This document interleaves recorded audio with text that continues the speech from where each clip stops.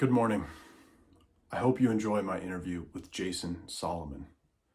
I found Jason to be thoughtful, contextual, and someone that I could talk to for a long time. Before we get started, I need to reiterate that the opinions and thoughts expressed in this video are Jason's and mine alone, and do not reflect the opinions and thoughts of my employer, nor Elevate Rapid City. In addition, this video does not serve as an endorsement for Jason Salamun in any way, shape, or form by my employer, Elevate Rapid City, or myself. I very much enjoyed talking to Jason, and I think he would be a great mayor for Rapid City. I hope you enjoy our conversation. Thank you. All right. Well, I guess even before we get started, thank you. I appreciate it. I know you didn't have to do this and don't know me hardly at all, so maybe just by face, but yeah, other than that, I really appreciate it. So as we look around town right now, there's billboards with advertising for mayoral candidates. If I'm going to take this question from someone that I listen to from time to time in podcasts, his name is Tim Ferriss. If you had a gigantic billboard that you knew would reach millions or billions of people, but you could only put one word or one phrase on it, what would it be?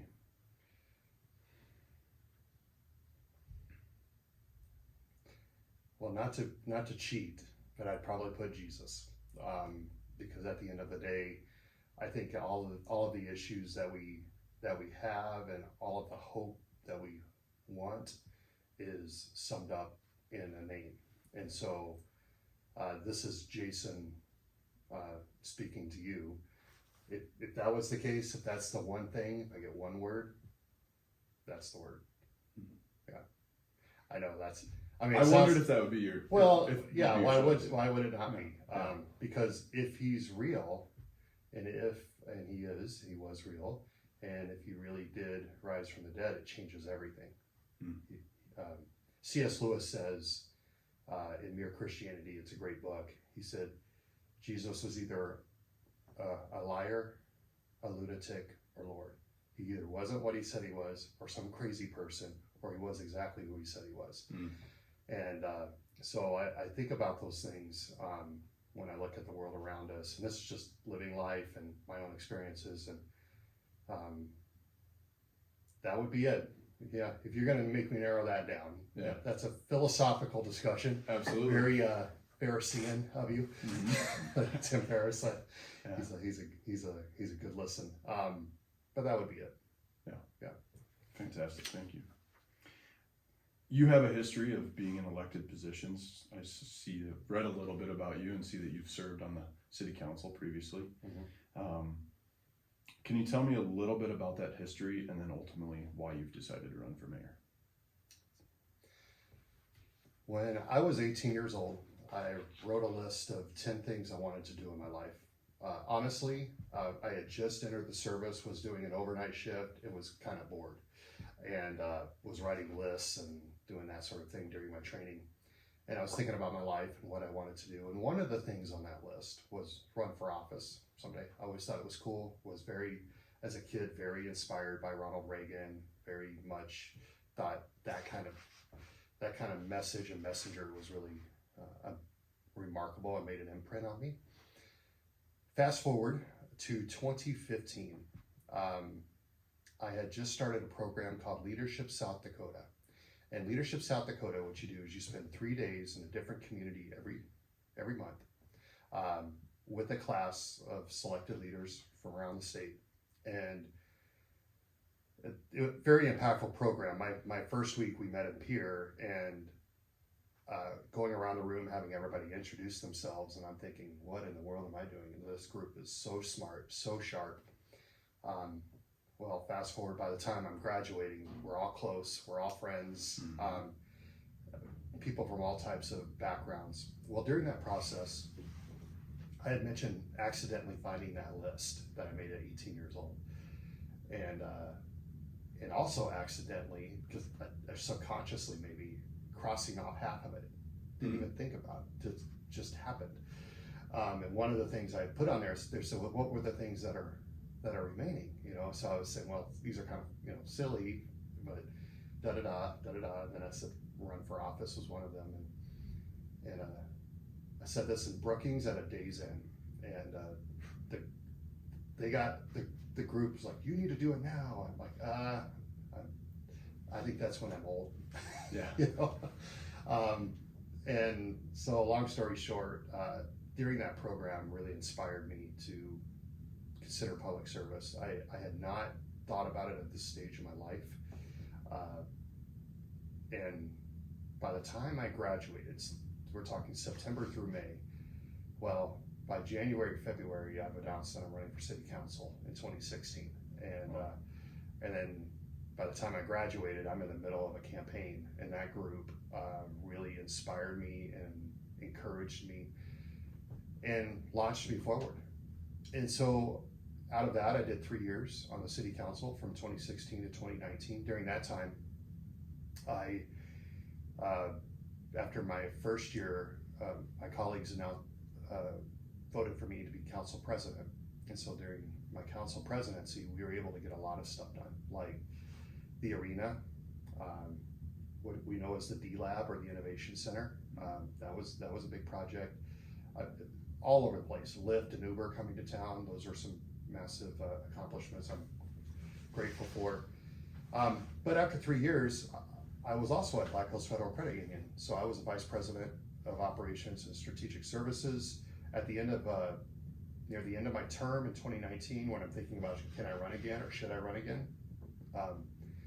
Found out our CEO was retiring. It was kind of not for public consumption yet, but I knew it. And so I announced that I wouldn't be seeking re-election because my role would potentially change or expand. And they had been very gracious to even let me do it in the first place. So I got off of the council in 2019 when my term was up. Well, then, wasn't even a month after my council term was up, I had this stirring in me, like, man, you miss the impact you're making on the community. I really loved my job. I've been there 12 years, but I had this stirring that something was gonna change. I didn't know what it was. Well, in August of 2019, this is a month after I was done with my term, I got a text from the pastor at our church at Fountain Springs Church and said, can we have coffee? I said, sure. Not unusual, we were friends. And but he had said, and just FYI, this is to talk to you about a role at the church. And I didn't, wasn't sure what he was referring to, but we met and he just said, hey, we've grown so much. We have 3 locations. We need someone to oversee the staff and the operations. Is that at all anything you're interested in? And I thought, well, you're hitting me at an interesting time. Mm-hmm. I have kind of this potential expansion in my role, but I had this stirring in my heart. And this all plays to your question. So long story short, after a lot of prayer and discussion, I accepted the job, which I've had for 4 years now. Well, what that also did, though, was it gave me the flexibility to potentially run again, and I felt like I had unfinished business. And so I decided in early 2020 to run for office again, run for city council. And little did I know, I would put my name in the hat right before a pandemic broke out. Mm-hmm. And then, so for the next 3 years I've served. Obviously, I'll be done with that term in July. Win or lose the mayor race, that chapter will be done. So I'm either all in for Rapid City or all out in terms of city government. But yeah, so it's been an amazing experience. I think you learn a lot of things along the way on city council. I think that experience has given me a greater appreciation for what it takes to make this city the great place that it is. And also you get an up close view of where our challenges are. Mm-hmm. So I like that answer. I do an exercise from time to time. I like to write and journal. It helps clear my head. Mm-hmm. And I fondly refer to it as zoom in / zoom out time. Okay. And I'd like to do it with you here now. Okay. When I zoom in, I take a few minutes to focus on something specific. Typically it's something small, nagging me, bothering me, that I just haven't had enough time to think about. But I know it deserves a true amount of focus to resolve it. It can be a quick fix, or I can usually find a solution to it. And then I zoom out and reorient my bigger picture and make sure my aim is true and I'm moving in the right direction. With that in mind, if elected mayor, what is something you feel is a nagging issue that with some focused effort, zoom in on it, you would work to resolve immediately?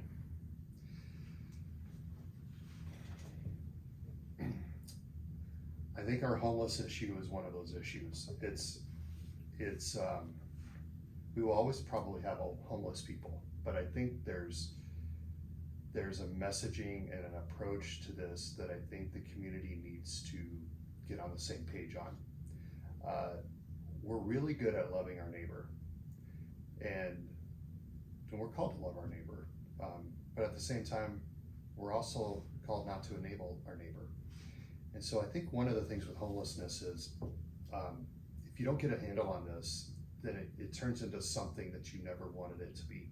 We see communities around the country, even Denver and other places, where tent cities pop up and where people live on the streets, and we can't allow that here. Not only is it not great for the city, but it's not great for the people on the streets themselves. They get victimized, they get harassed. I just did a ride along with both the police department and our mobile medic with the fire department, and you kind of see firsthand what happens when someone's laid out on the sidewalk. What do you do? And I will just tell you, those experiences, when you see that, you know that that's not compassionate either, to allow that to happen. That's not safe for them. There's people ready to take advantage of them. So what I think we need to do as a community is, first of all, set some ground rules that no camping is allowed in our parks or our streets. We need to make sure that that's still the case. Two, I think we need to really direct our donor dollars to organizations that have proven results with regards to homelessness. I think we have a lot of good intentions in our community, but as one officer recently told me, our good intentions are hurting people.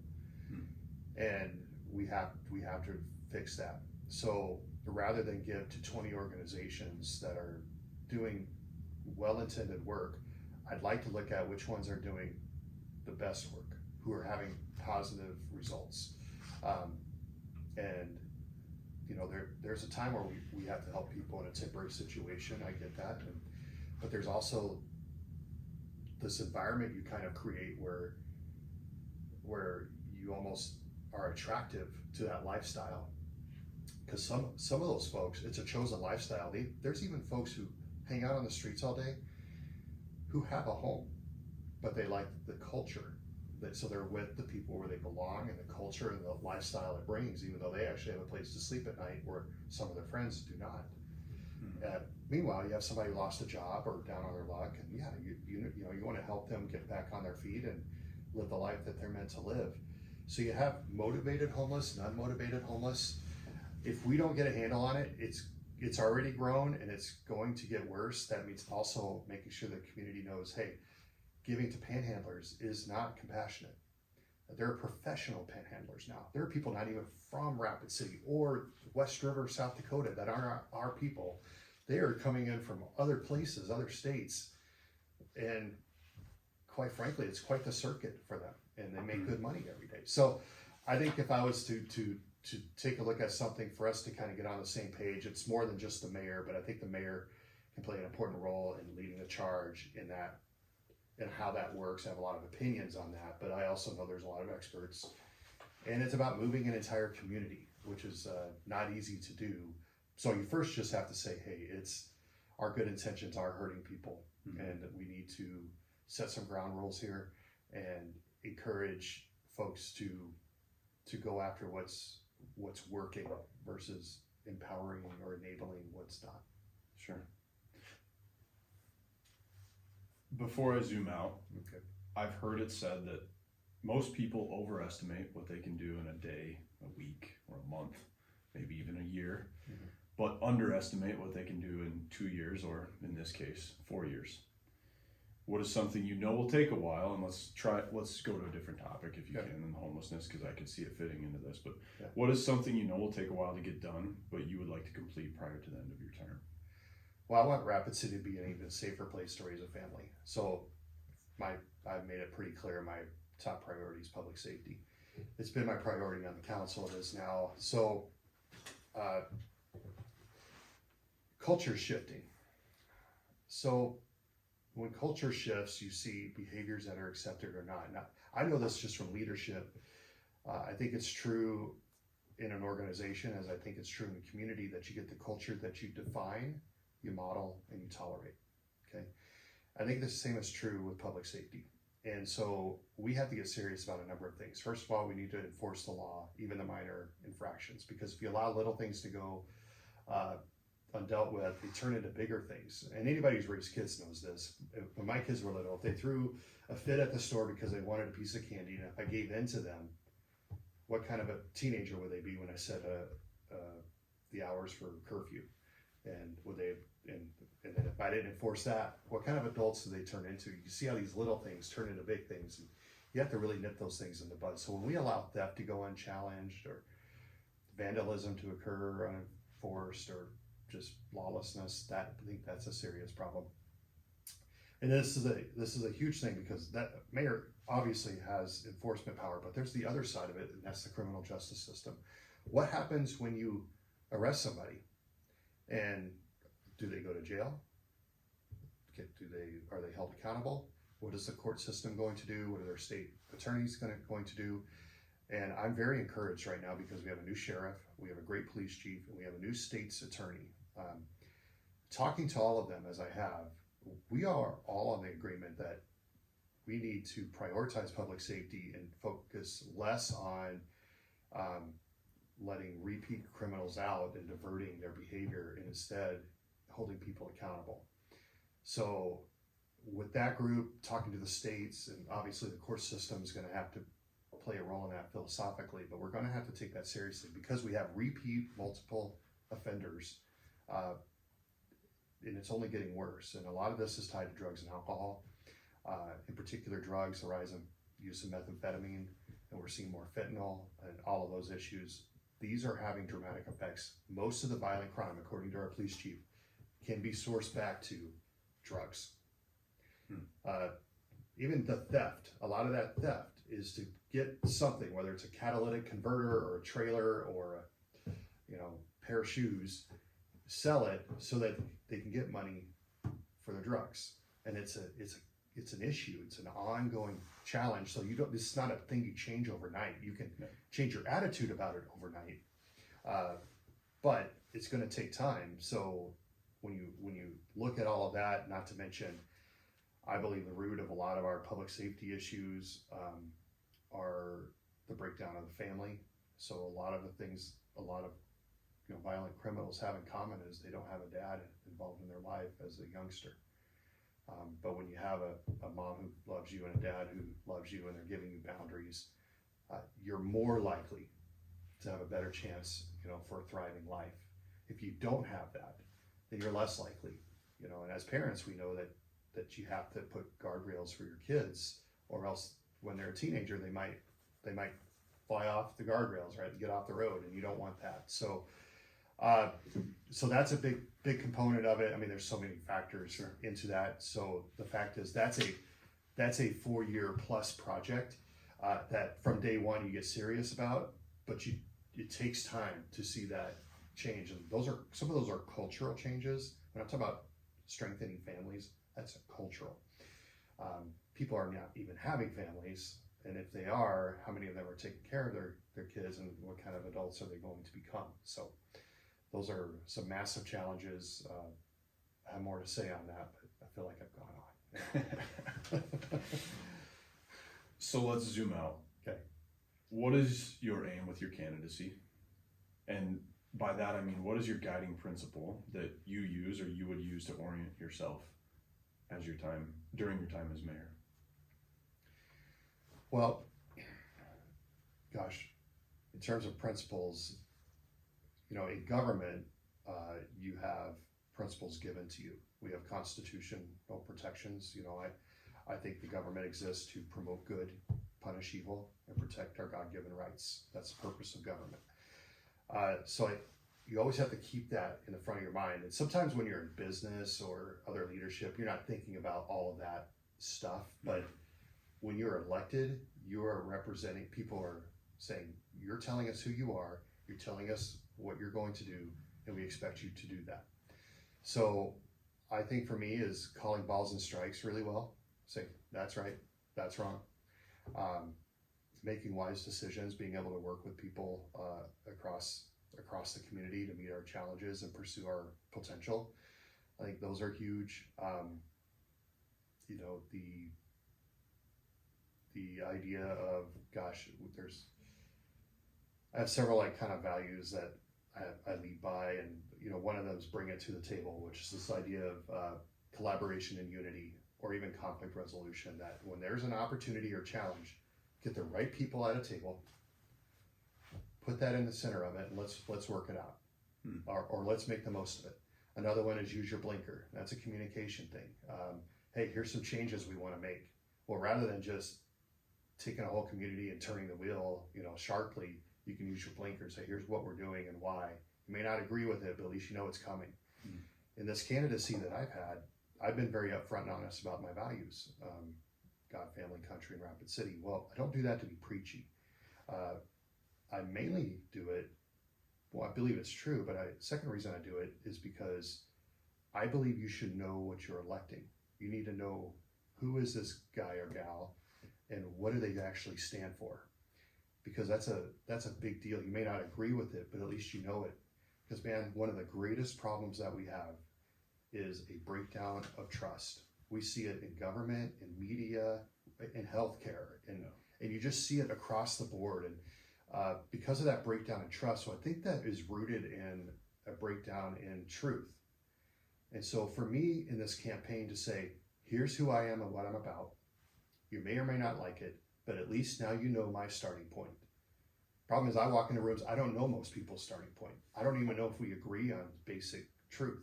So how are we going to find common ground and address issues or make the most of the opportunities ahead unless we start building trust with each other? Because I can work with people who disagree with me. I have a lot of respect for people who are like, tell me, I think that's a terrible idea. Well, at least you told me to my face. Sure. So we are actually starting somewhere. I'm telling you where I'm at, you're telling me where you're at, but we're so ambiguous sometimes, and people are afraid to offend each other that I think it's hurting us in a way because we don't know who to trust and if we can trust. And you're not going to do anything unless you have trust. That's an interesting tangent into the next question, actually, because I wanted to ask you about perception. Do you have a sense of how the public perceives you in this race?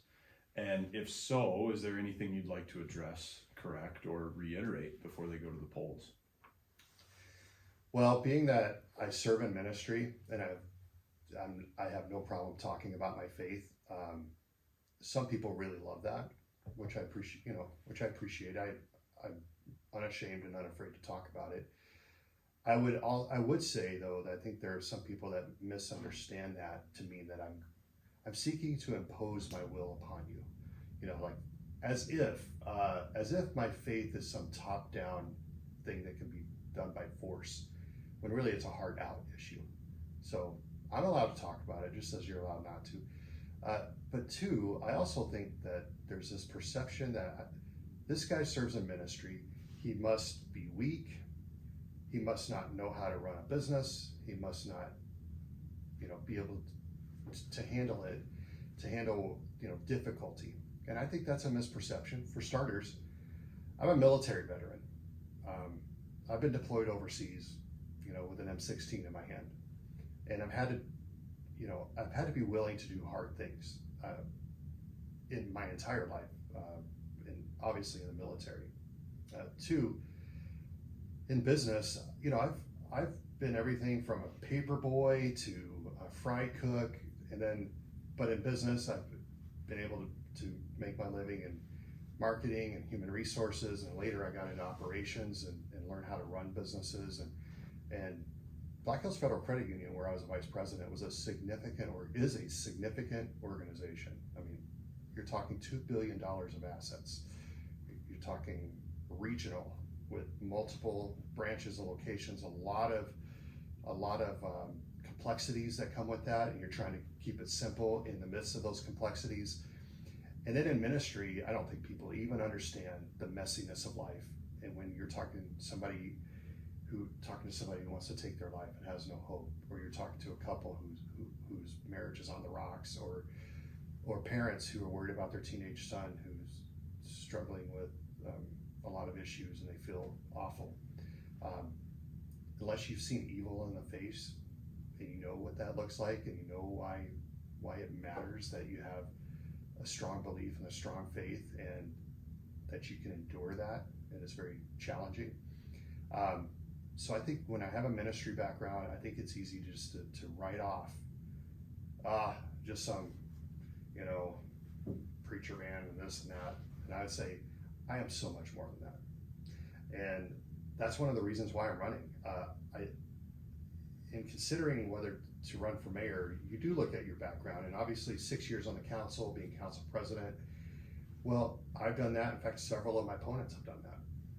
So then I'd say, well, okay, I've been in business, served in business at executive level. And executive level is when you're leading leaders who lead people. Maybe leaders who lead teams. And I mean, you have to lead at a different type of level versus just you and your team, which is fun. But when you're learning to lead leaders and you see them thrive, I mean, I have people that I developed that are now executives. I have a history of that, and it makes me very proud of them, because that's the good stuff. But I look at my military background and I think about the issues that we have, and I think even my ministry background.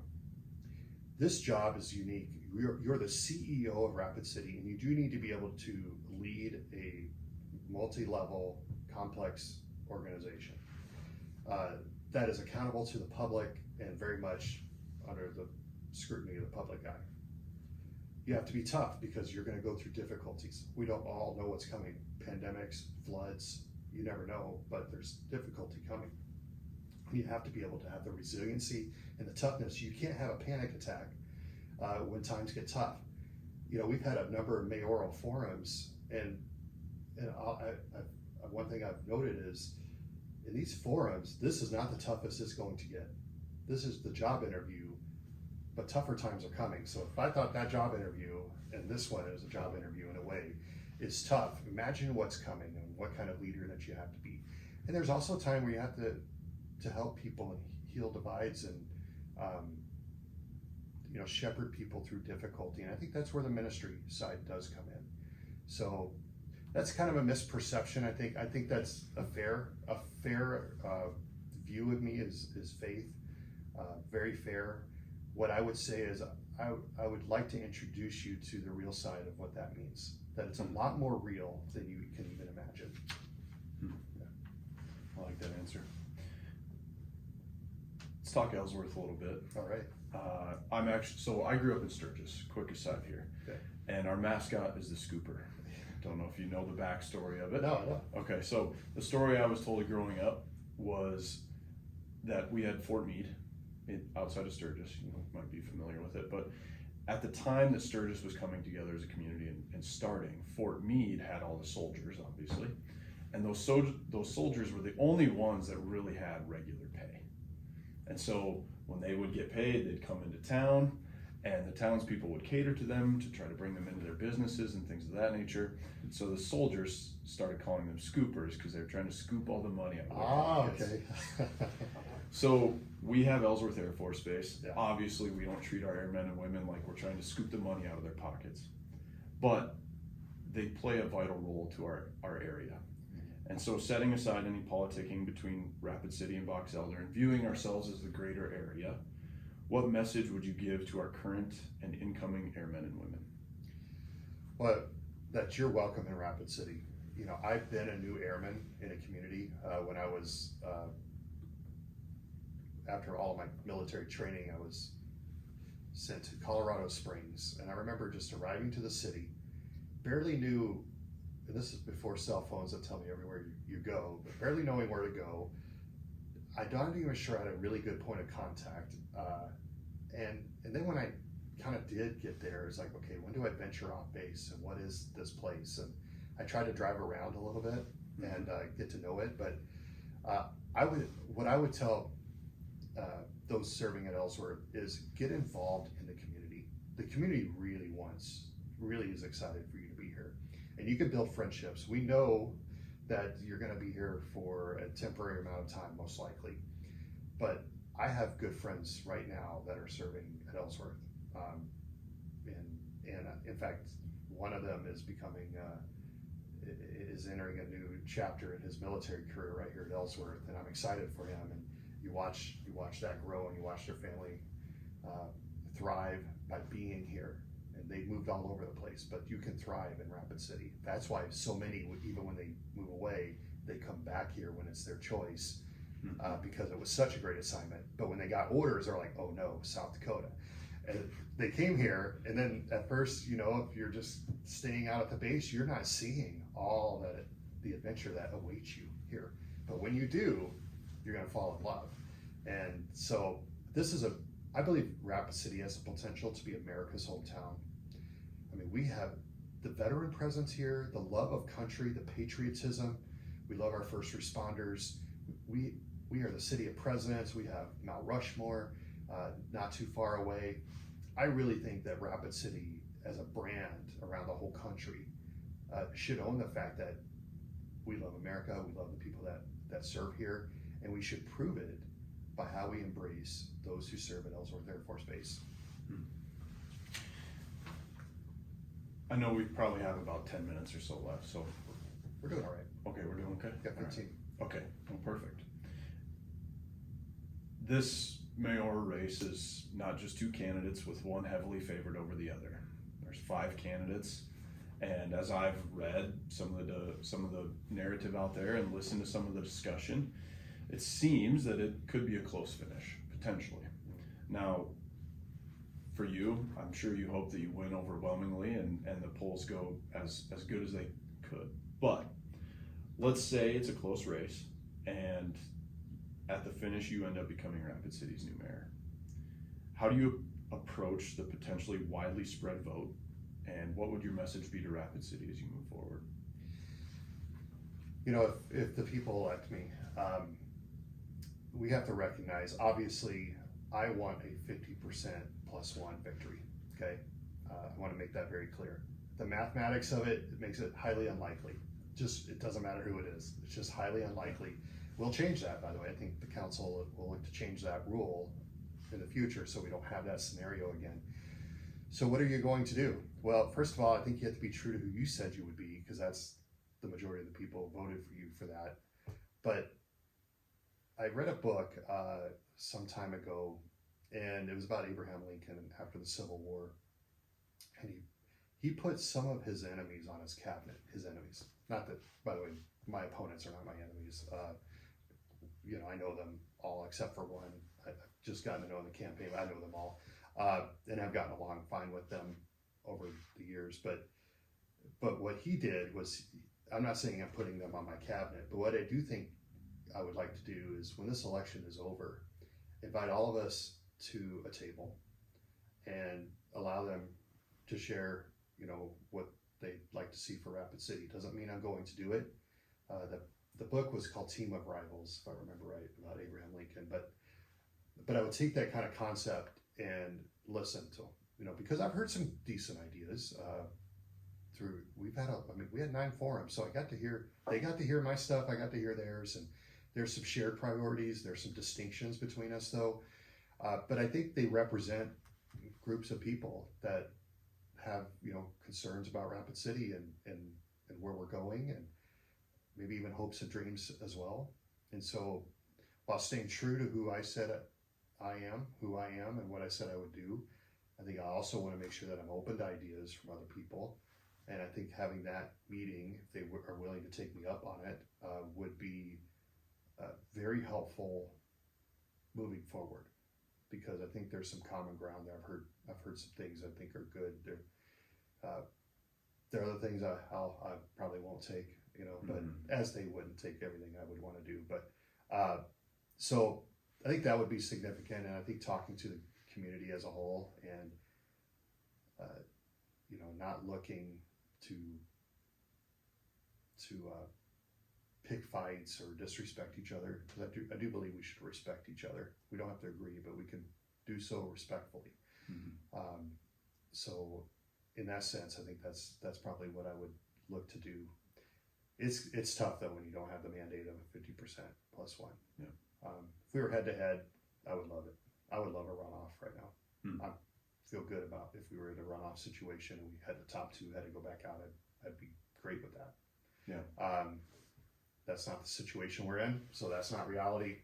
So change it for the future. This is reality. So that's where we find ourselves. I appreciate that answer. It could be it's an interesting case that we have on our hands for sure. I think people will study this. I mean, this, that you're like living some experiment that people are going to study about 5 candidates and about situations, a point in time, there's a lot to learn. I'm learning as I go, believe me. I bet. Kind of as we begin to wrap up here, we'll go to kind of the one last big question. Okay. What do you think is the single biggest problem facing Rapid City right now? We've talked about some of the nagging issues and things of that nature, but the single biggest problem facing Rapid City right now, if you could narrow it down, and how would you address it if you became mayor? Well, obviously, public safety is huge, but it's kind of a byproduct of this other kind of larger discussion is Rapid City's growing. Whether you like it or not, we're growing. The question is, will we grow better or will we grow worse? I think that's the question. So public safety would be, if we don't have enough police officers for what we need today, and it takes 9 to 12 months to train a new police officer, what are we going to do a year from now? We're going to constantly play catch up. So for example, we have to start to think of what are the trends tell us where we're going a year from now. Okay, what's a year from now? Well, how many police officers will we need based on current call volume and past trends? All right, let's hire for that today, reverse engineer back, hire for that today, because it takes 9 to 12 months to train them, or else we're always going to play catch up. That's just on hiring and retaining police officers. But you have to look even further out. We know we're going to have a certain amount of incremental growth due to the expansion at Ellsworth every year for a period of time, which helps us manage, but that's also going to create new opportunities.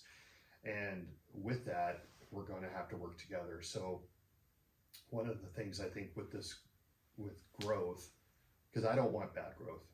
I want us to get better before bigger. I don't believe you actually make things grow, by the way. I think you create conditions for growth, and the growth happens. If you ever had a garden or anything like that, or anything like you create the conditions for it, and the growth happens. That's a byproduct. Growth is a byproduct of health. So if you have strong roots and you're doing the right things, the growth will happen. Well, that's true of people. If you and I have strong roots, we will grow in a healthy way. But if we're rotten to our core, we have bitterness and unforgiveness, or all that, that's going to bear that fruit. But if you start with your heart, what's in there, it's going to bear fruit in your life. When our community is similarly, I look at those strong roots and say, what's the strong roots of our community? So I say, in my mind, I want Rapid City to make the most of the opportunities, but keep what makes us special. And what makes us special is that this is a place where families flourish, children thrive, neighbors are respected, businesses grow, freedoms are enjoyed, adventures are taken, faith and hope are alive and well. Those kinds of things make a community special. I have zero interest in doubling the size of becoming an average city. If we're going to double in size, I want us to be not losing those things that actually make us special. Because if we lose what makes us special, then we're just another city. And so while there's a lot to learn from other communities, and there's plenty of best practices to pick up from other places, there's no place like Rapid City. We do not have to be a carbon copy of some other place. We can be uniquely us. We're not a tropical paradise, but I love our sunshine index. That's why I talk about adventure lives here, because adventure, the Black Hills, it's a great place to start a business. If you want to get an idea off the ground, it actually is really possible right here in Rapid City. And those are adventures, small businesses and startups and even nonprofits. People have ideas and they want it to come to life. That's adventures, that lives here. But you can also have a lot of fun. Let's talk about Leadership South Dakota. We would visit a different community, I said, every month. And it was great. Loved visiting all the places. When it was Rapid City's turn to be that community, you know what everybody did? Most of these people are East River people, most even Sioux Falls. unlike all the other places, they decided, well, we're going to bring our families to the Rapid City trip, and we'll hang out with them in the evening when we're not doing our class, because it's play. When people thought of us, they thought of play, they thought of fun, they thought of adventure. We didn't do that with any other place that we said. I didn't say, okay, we're going to Brookings and I'm bringing my family. That's not what happened. I have an appreciation for Brookings, a good deal of it actually, but in our mind, that's the, you know what I mean? People thought, oh, that's where you go to have fun. Well, we live where people go to have fun. Let's lean into that. We don't have to become something else. We are the only us we're going to be. So I'm not trying to remake us into some other place. I want us to be who we actually authentically are and be the best version of that. I think the days of Rapid City feeling like second fiddle are over. It's time for us to shine and be who we're called to be. So that's what I'm going after, man. That's a great answer. Thank you. I have a gift for you. Okay. It's pretty simple. I love it. It's not a lot, but that's the same journal I use. I'm a paper guy. I like to write on good paper, and I appreciate this journal because it can fit into anything, and I take it with me wherever I go. Whether it's 5 minutes or an hour that I spend writing, it doesn't really matter. I appreciate being able to write, so I thank you for your time. Before you go, I have one last thing that I want to read to you, and again, this is in thanks for you stepping up to potentially lead our city, and for thanking you for all you've done already. It's at least a portion of the Man in the Arena speech by Teddy Roosevelt. It is not the critic who counts, not the man who points out how the strong man stumbles, or where the doer of deeds could have done them better. The credit belongs to the man who is actually in the arena, whose face is marred by dust and sweat and blood, who strives valiantly, who errs, who comes up short again and again, because there is no effort without error and shortcoming. But who does actually strive to do the deeds, who knows great enthusiasms, the great devotions, who spends himself in a worthy cause, who at the best knows in the end the triumph of high achievement, and who at worst, if he fails, at least fails while daring greatly, so that his place shall never be with those cold and timid souls who neither know victory nor defeat. Thank you for stepping into the arena, and thank you for your time today. Thank you. Well, let's dare greatly. I appreciate it, Jason. Yeah.